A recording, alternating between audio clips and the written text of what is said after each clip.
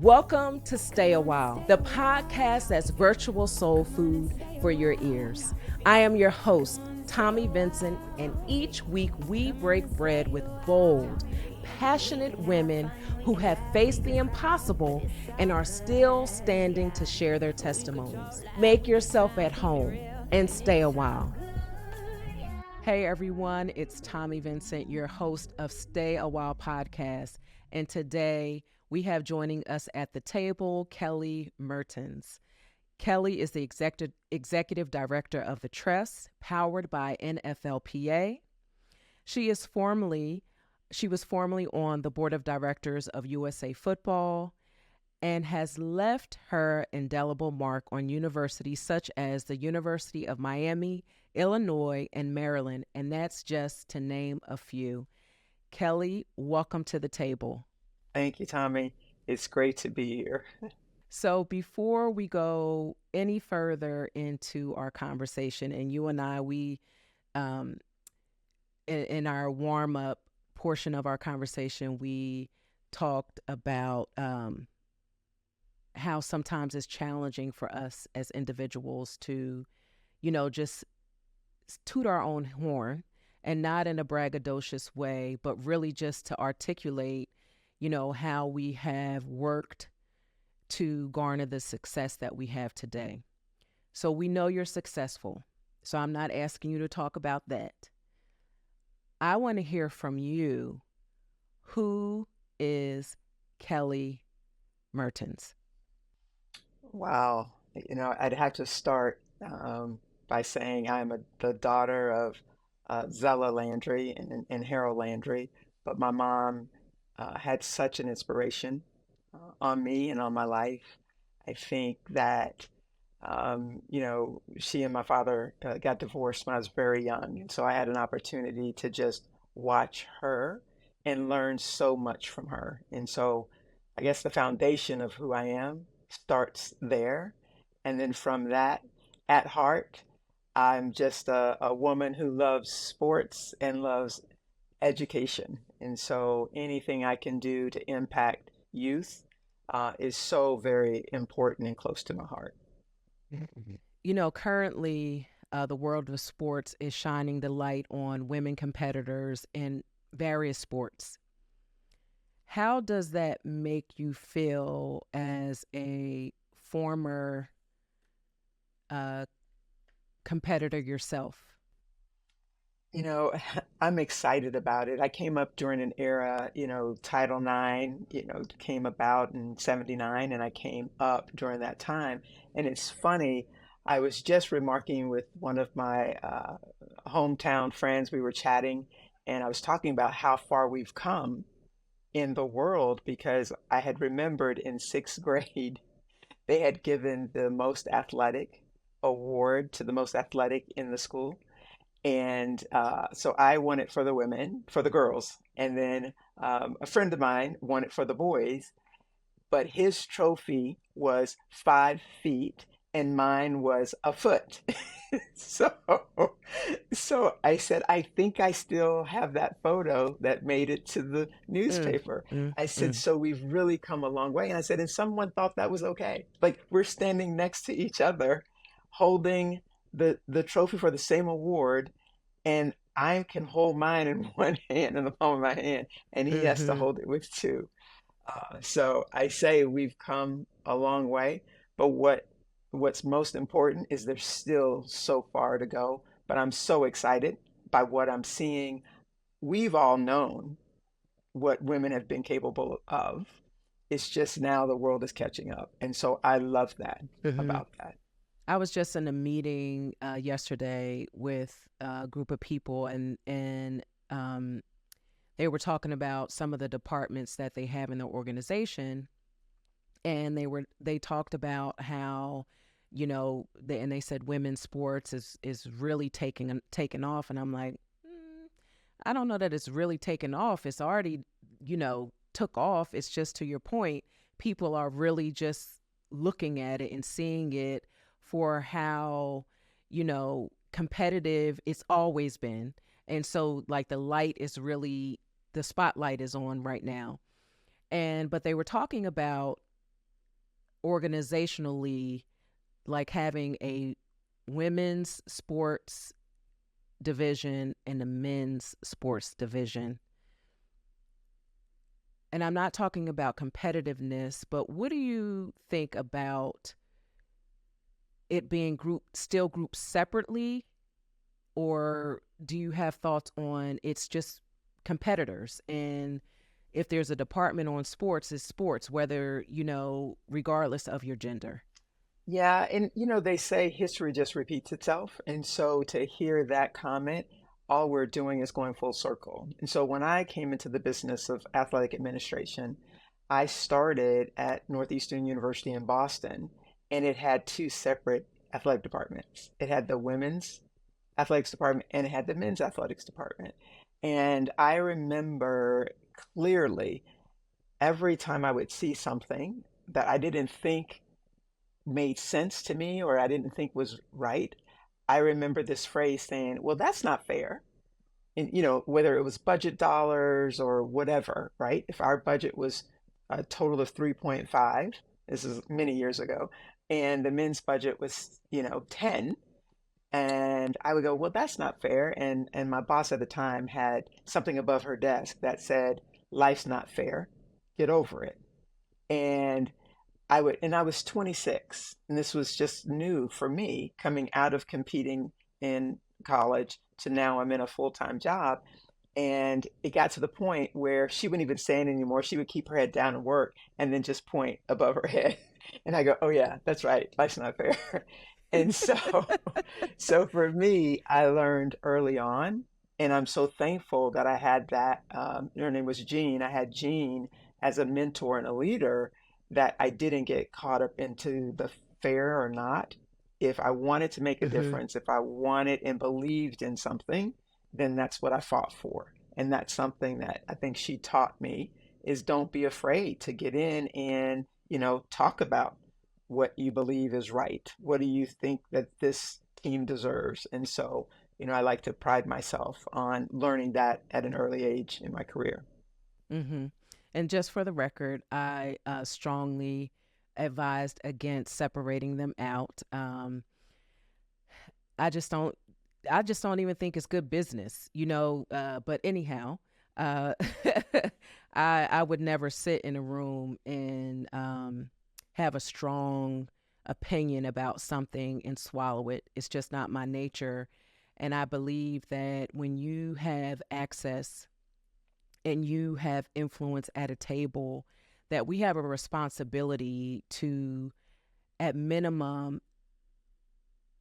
have our voice be heard, so that we give voice to the people who are not in the room, who would have a strong opinion, who would advocate on behalf of whomever it is. And so when I get those opportunities, I'm so grateful that I am present and I have an opportunity to use my words in that way. So, we keep moving forward, and we are grateful to your point of where we are today, but there's still more work to do. And I'm hopeful as we continue to move forward, because it's not just one person who believes a thing, it's many people who believe a thing, which means there's a great opportunity for continued transformative change. Totally agreed. And I can also see how sometimes for community, that separation for some, it lends itself to being more in community.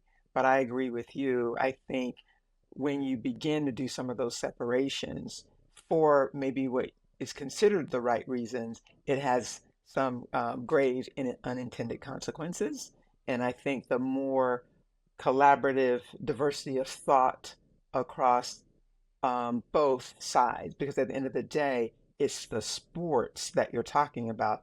It's not gender, it's sports. And so, how can Mm-hmm. everyone come together from a diversity of thought to make everything better for the participants? And that's what matters. Mm-hmm. Now, you had a stellar collegiate career at the University of Alabama. You are an All American discus thrower, and you also had the opportunity to compete to be a part of the Olympic team. And there was a time that you got so close. They take the top three and you were number four. Tell us about that moment when you realized how close you were and how you were able to overcome the defeat of the moment, but continue to excel at being a competitor. Ooh, yeah, it's still a part of, it's been 20 years or longer, but it still is a part of who you are because it's the what ifs. And so, as you mentioned, I finished fourth in the 92 Olympic trials, and they take the top four. They take the top three, and I finished fourth. And it was hard because, again, when you talk about the Olympics, and what's great is it's on, and we have so many wonderful Americans competing, but you train for 4 years for one day to show up at trials and finish in the top three. And so I did two trials in 88. I just completely choked. And then I thought, I can't do this again. I need to go and get a real job. And so so then I started working at Northeastern University. And then I got there and I was sort of bored because all of my collegiate career, all I'd done was train. And so I thought, what do people do when you finish work at 5? Like, what does one do? And so I decided to train again. And then at that point, it sticks with you for a while. You just, for me, and people weren't talking about mental health back then.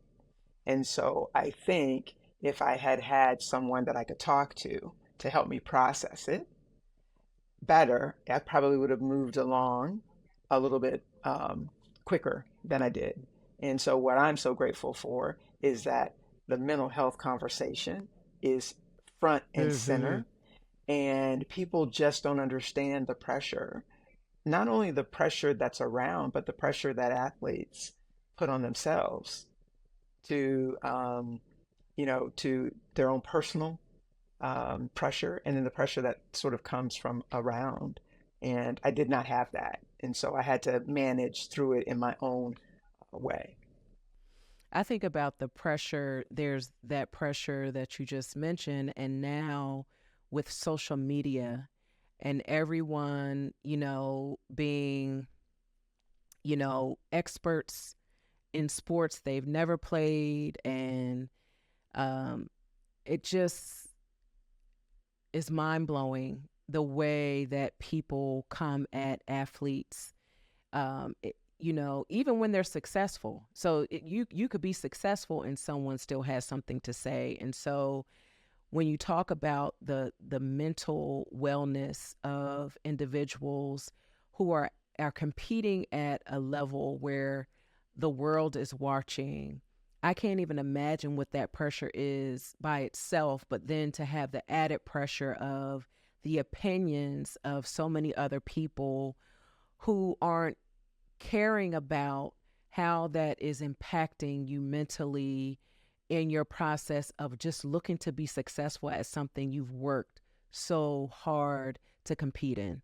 It's it's saddening, that this is the state of where things can be. And in the same breath, there are people who utilize the platform to encourage and to celebrate and to uplift. So it's like a double-edged sword. So the person that is on the other side of that, there has to be a mental resilience to not read and look at, or if you read it and looking, like, how are you guarding yourself from allowing that stuff to impact you? You're so right. And there was a recent NCAA study done for current athletes, and they say that's the one of the top five things they're dealing with as student athletes. And some of it relates to people gambling on the sport. And so they're getting that kind of pressure on social media if they miss a shot, if they drop a pass, those sorts of things. And it's so unfortunate that they have to deal with that at such a young age. Hmm.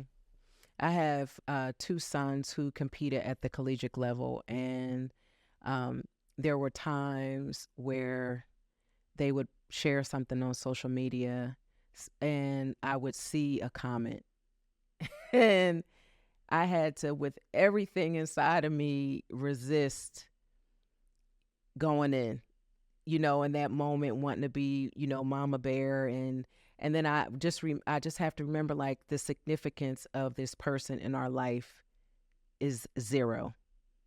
So they can say what they want to say. They're not hurting us. There's no harm coming upon us. But as a mother, it was one of the most challenging things I had to do. And I really did try not to look at them, but the reason why I would was because I knew my son was reading them. And so I felt like I needed to understand, not that I would know how he was feeling, but I knew that there was an experience that was taking place. And I wanted to make sure that I was mindful of it and I was aware of what was taking place so I could support him in the best way that I could. Yeah, it's so many are dealing with it, and even from a parent standpoint, like you mentioned, Tommy, how do you make sure you're supporting them walking through that, but also teaching them some life lessons about how to have Hmm. resiliency in that moment of others' opinions. And one of my favorite phrases is that someone else's opinion of you does not have to become your reality, right? And so, Hmm. how do we continue as people not to be swayed by what someone else thinks of us? Hmm. Do you have your own personal core values and a personal mission statement for yourself on how you move through life? And if so, what are they? I do, and similar to corporate, they change, I think, as I grow in my journey. Um, there are times where I feel the Lord is moving me in a different place in my journey. But from a core value standpoint, integrity, courage, and excellence, those are my three. Integrity from the standpoint of kind of say what you mean what you say. Courage, don't be afraid to have whatever conversation needs to happen. Don't be afraid to stand up. Just the courage to be a woman in a male dominated sport, and make sure your voice is heard. And then excellence, right? Whatever you're doing, and my mother used to say this all the time, if you're going to do it, give it your all, or don't do it. You're wasting your time and somebody else's time.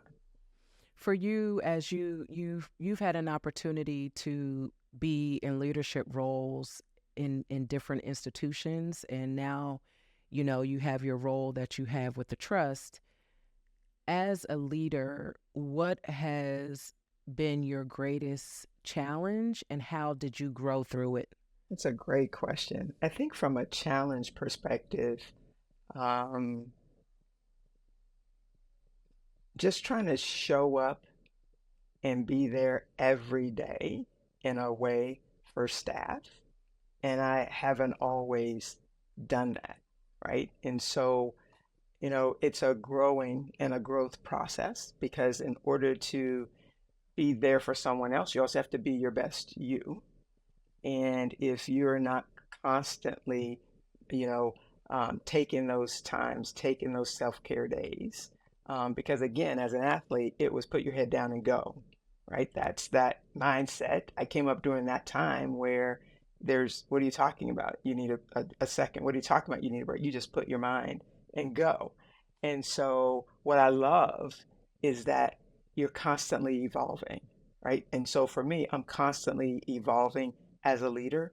And the only thing I can continue to do is each day try to be better than I was the day before. And if I'm going to look back, only glimpse back. Because if I'm too focused on what I didn't do in the past, then I can never really truly move forward. And so um, today, maybe I was a good leader, maybe I wasn't, but tomorrow I try to get better. And so, um, I don't know if that's the best attitude to have, but that helps me where I am, and not to have that pressure. One of the biggest things I had to learn, and one of my staffers once said to me, "You got to learn how to show yourself grace," because I Mm-hmm. sometimes would not show myself grace. I show others grace at times, most times, but I wasn't showing myself as much grace. With your learnings as a competitive athlete, the discipline that came along with that, the routine that came along with that, it helped you to get to, high levels of success in your career as an athlete. As you became a leader, did you carry over that style in any way of, how you organized your day and how you work with your staff? And what does that look like? Yeah, I did. And again, I think it's people always ask, "Hey, what type of leader are you?" They're looking for some Mm-hmm. determination. And I always say I'm a situational leader because each situation is going to require me to lead in a different way. And so the situation dictates it. And sometimes the situation is the makeup and the personality of your team. And so a great leader is recognizing the diversity of talent they have and trying to get everyone to play the instrument, right? A great book out there is called Leadership Jazz. And so if I've got someone that's really good at this, playing the piano, someone that's really good at the saxophone, how and what do I do as a conductor so that each of them can shine and together, so to speak, we make great music. And so at each institution where I've had the opportunity to work and even at the trust, it's really how do you how do you try to help people see and be the best that they can be? And so I think again those conversations are so key. I think conversations are so key. Feedback is very key to helping not only individuals grow, but helping the team grow, and then also from a leadership standpoint, helping the leader grow as well. In your role at the Trust, you support NFL players as they find purpose beyond football. Every athlete reaches that crossroad. It doesn't matter what sport it is. You're going to reach a crossroad where you have to pivot into a new season of life and really work through what that's going to look like for you. What are some words that you can share? And let me even go even further with that, because I don't believe that this just applies to athletes.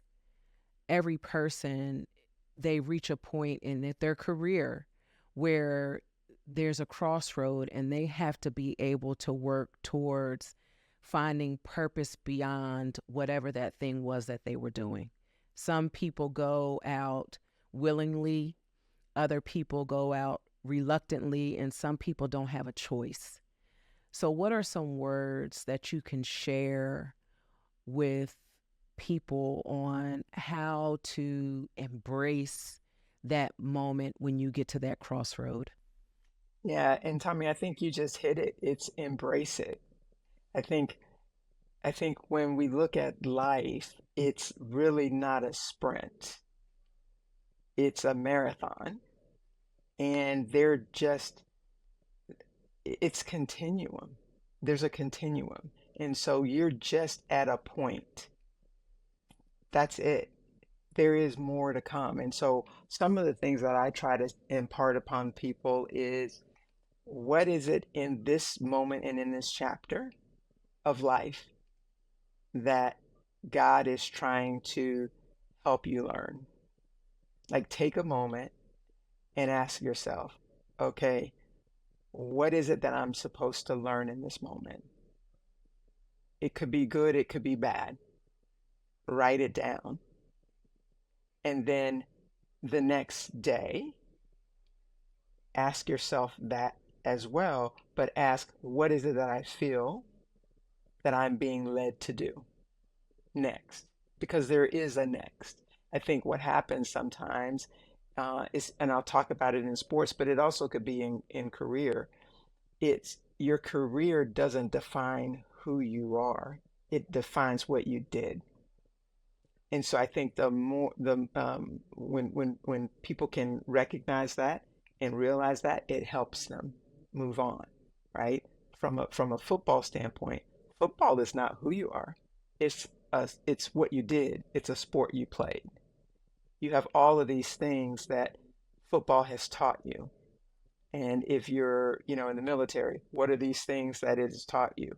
If you were working in journalism, what are these things that whatever your career is that you did, if it's time to now move on to something else, whether it's by choice, by your own choice, by someone else's choice, or just by situation, what did I learn from that? And then what else do I want to do? Because sometimes things are removed from us because there's something else that's better for us. Hmm. When you say that, it makes me think about how what we did is not who we are. And so, regardless of what's next, who you are still has an opportunity to show up. Yes. And I know for myself personally, there was a period in time when I really could not articulate or didn't know who I was because I had given so much value to what I had done as a mother, as a wife, and just the different things that I had accomplished in my life. But I never really took the time to really understand who I was. And so when I lost sight of, all of those things, and it was like I was just kind of hanging out in the abyss because I'm like, who am I?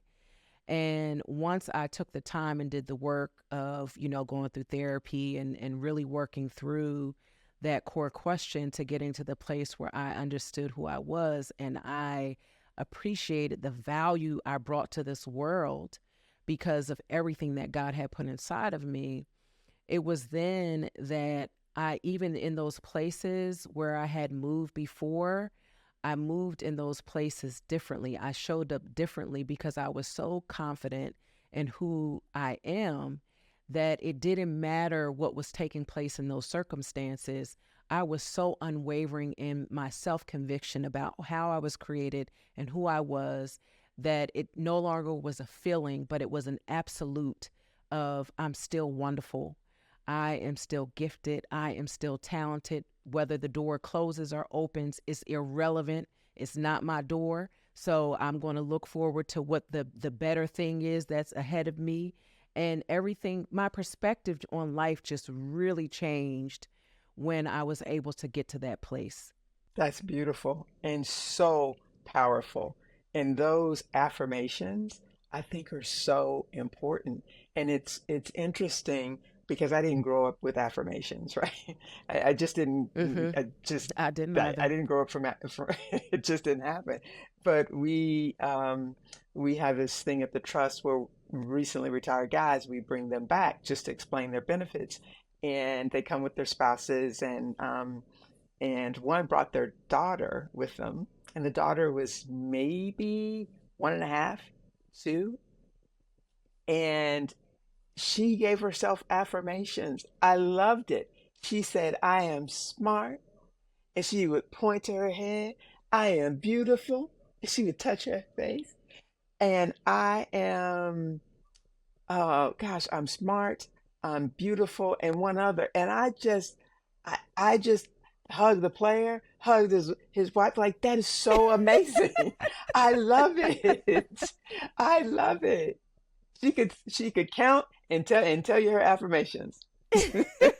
She and she, At 1 years at old, one. that's It powerful. was, but that, think about that at that age, doing it now, and we're talking as adults, we have to find the way to just remind ourselves to do it as well. Mm-hmm. But look, it's never too It's late. not. That's the beauty of it all. It's Yes. never too late. Every day, presents an opportunity for a reset for us to, you know, do life better. If we want to live our best life, we have to be willing to choose what's better Yeah. for us in order to do that. So, from any point of your life, what is the best advice that you have received? Gosh, I've gotten so much good advice over the years. Advice. My mother, I will go back to her. God rest her soul. God rest her soul. But I learned about finances and money early in life, and I'm so thankful that I did. Um, but the best advice she gave me was really relative to money. And she talked about the importance of credit. And again, my mom came up in an age where, and I don't know if people really understand this, women, you could not get a credit card without your husband's signature. And this was in the 80s still. Like there was still that sort of thing out there. And so one of the things she told me, the best advice is to take control of your finances and understand money. And so many times, as women, and maybe that was just from her upbringing, that she saw that a lot of women weren't doing that. And that's what she wanted for me to make sure that I did. Kelly, what for you, when it's all said and done, what will a successful career look like? I think a successful career is not about me as much as it is about from a legacy standpoint of how have you impacted others. And so a successful career for me is the impact that either I or something that I've led has helped someone in some way. And, I know when I would go out and speak and people would ask, well, do you think it was successful? And, sometimes I go, I don't know. I hope someone heard me. And they say, if you get one, it matters. And so sometimes it's making sure that when you're identifying what success looks like, that it doesn't have to be grandiose. It could be if you've impacted one, you hope to impact many. But if you've impacted one, then you've got to see it as a success. The advice that your mother gave you, she shared that with you, and you just shared it with a whole community of listeners. So impacting one has the power to impact many. You know what I'm saying? Yeah. So like sometimes I think we can look at the numbers of, how many people are in the audience, how many people are in the room, and we minimize the power of the moment, because whoever is present, one, that's who's supposed to be there. And then they walk out of there and then they go get on the phone and they share, or however it is, but the information, the moment now transcends the room, and it starts to impact other places, other people. And so I don't take any moment for granted. Like this conversation is you and I talking, and obviously there will be people who watch the video and listen to the audio. But right now I'm in conversation with you. I never would have thought this, that, hey, I'm going to be on doing a podcast and one of my guests is going to be Kelly Mehrtens. I wouldn't have thought that because it wasn't something that, was in my brain, in my mind at that stage of my life. But here I am. And it's as a result of my relationship with my husband, one person. And then that one person spoke to me about you, and it presented an opportunity for us to have this conversation. So there's so much power in the one. And I just love to see how things flourish from it and how God moves when people are just willing to do whatever it is that, they've been called to do. Yeah. Thank you for that. No, and it's as I reflect a little bit more and go a little bit deeper, think about all of the conversations. So even for everyone listening, think about the conversations that you're having with your family. Think about the conversations that you're having with your children. How many of those conversations are about finance? How much are we sharing as adults with children? Some communities do that better than other communities. And so, when that young person is of age, they have a more of an understanding of finances and what it means and credit and all of those things. And so you see a lot of school systems now requiring that financial education, Mm-hmm. financial literacy, because I think it can either set you up once you're out of high school, or it can set you back.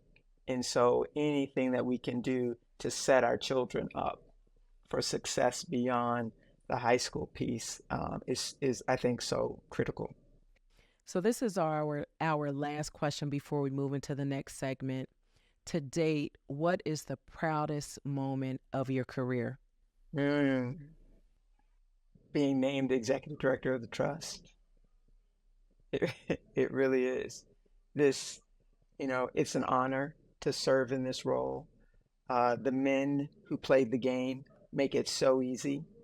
They are a group of men who are very respectful, who are about family, about community, and at times people have them stereotyped in ways that are so untrue. Um, it's a well-educated group of men, um, and again, just I don't have the best words to say that this is my um, yeah, at a loss for words because that's just how much it means. And as much as what we're doing as an organization to serve them, they're serving us in the same way because we're just excited to work with them to help in any way possible. So, our next segment is Food is Love. As you may know, I am a chef and I have so many lessons from the table, and food was healing for me. It was a big part of my healing journey when I was, working to understand who is Tommy. And so I enjoy this segment because I think that food is a beautiful love story, and it's a language that it doesn't matter where you're from, um, what you have. Everybody speaks food, the language of food.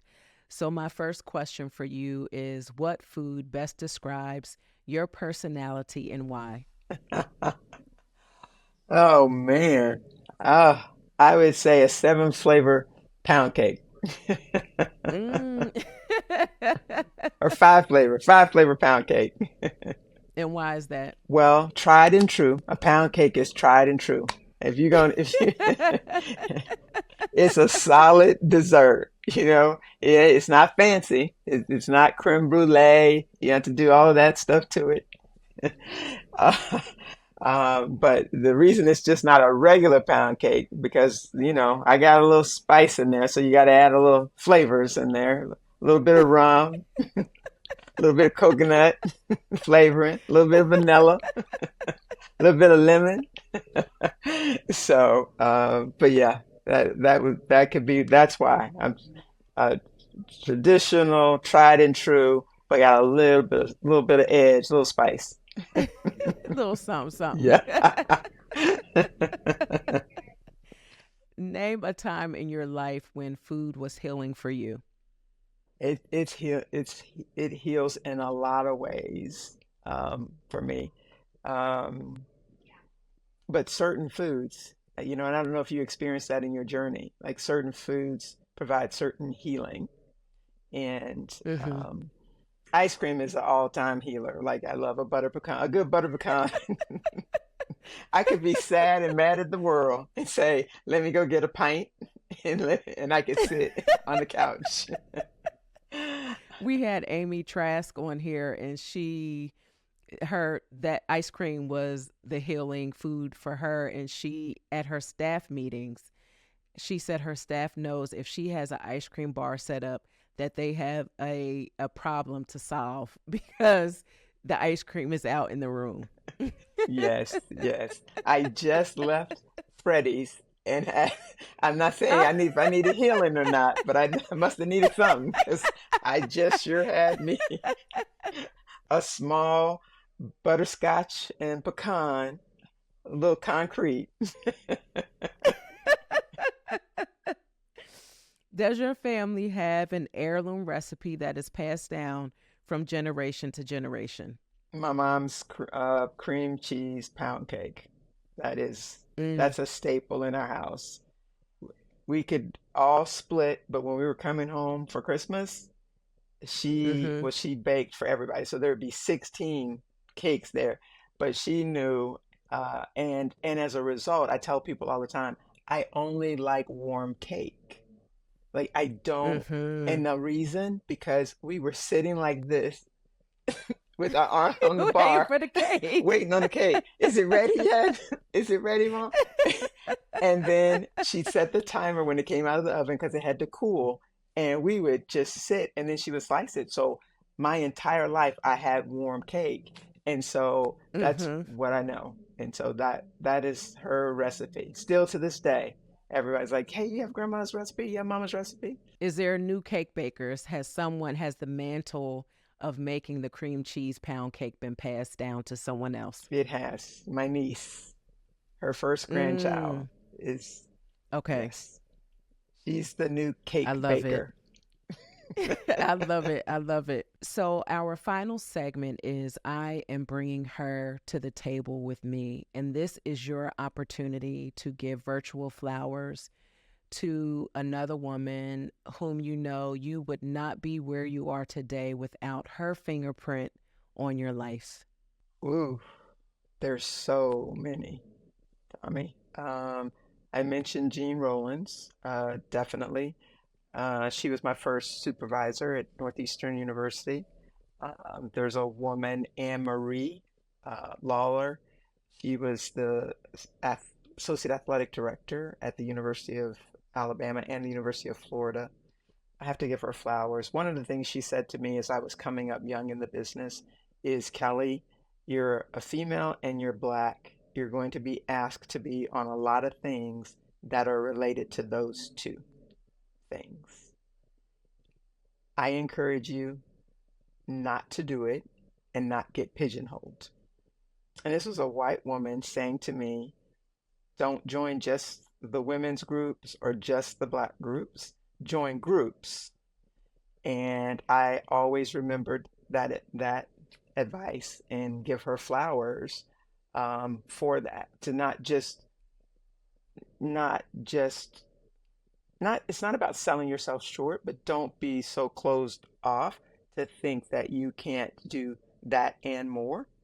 But just that was some really good advice. So I definitely give flowers to her. Um, Felicia Hall Allen, have to give her some flowers. Just a good friend, a good woman, who's been there for a very, very long time. And Ray Pond, good friend of mine that used to work at Nike. Just have to give them flowers. And there's probably a dozen more, but those are ones that come to mind. Well, thank you for sharing them with us and highlighting them and giving them their virtual flowers. I think that's important that we take the time to acknowledge and celebrate the amazing women that we come in contact with in life that are, an intricate part of our journey, because we definitely uh, can go further together in the process, and especially a gleaning from, like I said at the top of the conversation, when we have these life experiences and we've we've learned things from it, we can offer those learnings to other people, not as a point of telling them what to do, but to help, just to give them food for thought on how they're processing and moving through, so that they too can garner success and have triumph over, obstacles and the things that would try to deter them from being successful. So thank you so much for taking the time to come and stay a while with me here on the podcast at the table in conversation. I have enjoyed our conversation. You shared so many things that I believe our listening community is going to be able to, put in their arsenal, their toolbox that they can pull out in moments in time in life, and they can too also have a level of success like you have had. Thank you so much. This has been an honor and a privilege, and I thank you for the invite. And best wishes and prayers to you. Thank you. Thank you. I hope you felt the love and connection in today's conversation. Every woman you heard from has faced the impossible and emerged stronger. This is your personal invitation to stay a while longer at TommyV.com. That's TOMMIV.com for more inspiration for your mind, body, and soul. And let's not forget your belly. You're always welcome at my table. Please be sure to subscribe, make yourself at home, and stay a while.